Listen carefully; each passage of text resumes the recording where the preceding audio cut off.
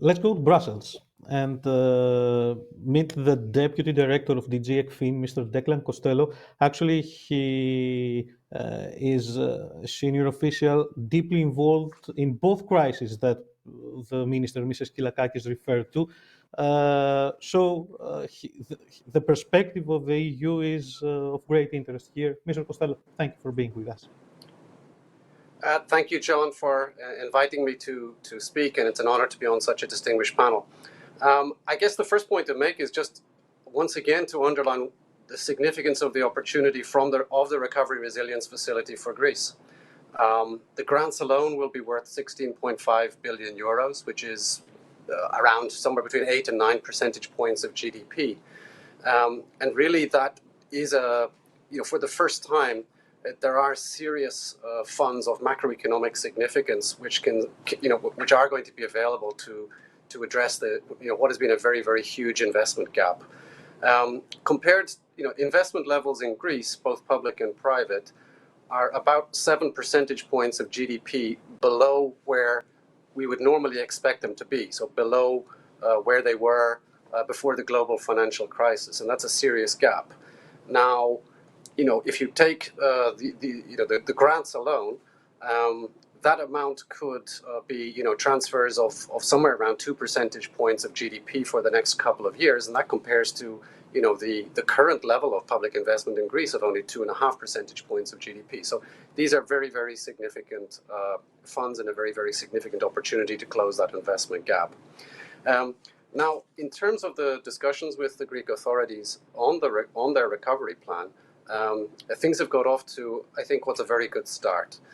Currently, we have about 7 member states which have actually submitted to the Commission what could be, an overall draft of their recovery plan.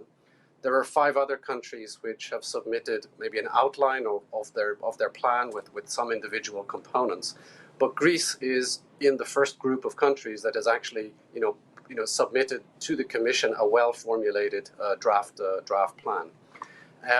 Now, obviously, what matters, of course, is implementation. But there are some grounds to be optimistic that that Greece is on course to successfully conclude a good plan. And let me just point to some factors here. I think the first factor is that the plan is rooted around a long-term strategy to raise growth potential and to tackle what have been the fundamental problems of low growth in Greece in terms of low productivity and low labor market participation. So it's very much anchored around the recommendations in the Pisiridis report. So congratulations to Nikos Vetos for that. And I think in the Commission we very, very much support the findings of that report and the orientation of the draft plan to date. Focusing upon how to renew the growth model of Greece, so it's much more of an export-led growth model.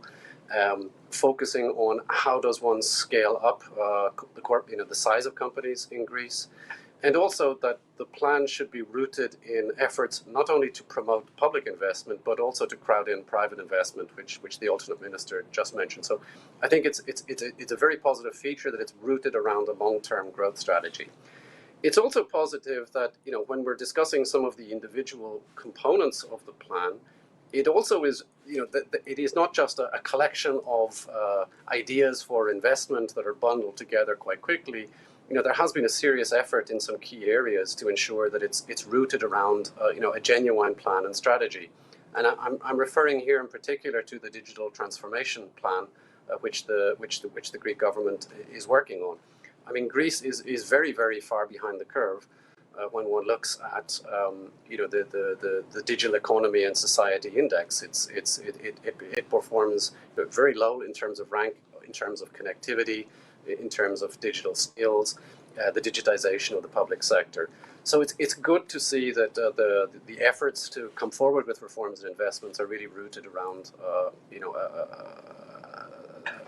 let's say effort to make a coherent strategy. Other points maybe worth mentioning is, again, the difficulty often which has been encountered in Greece is just implementation and absorption, and the funds are extremely large.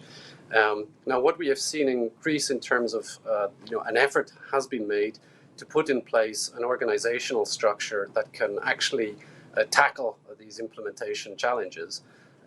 centered around, well, most of the people actually on this panel are key players in that. And I think it is important that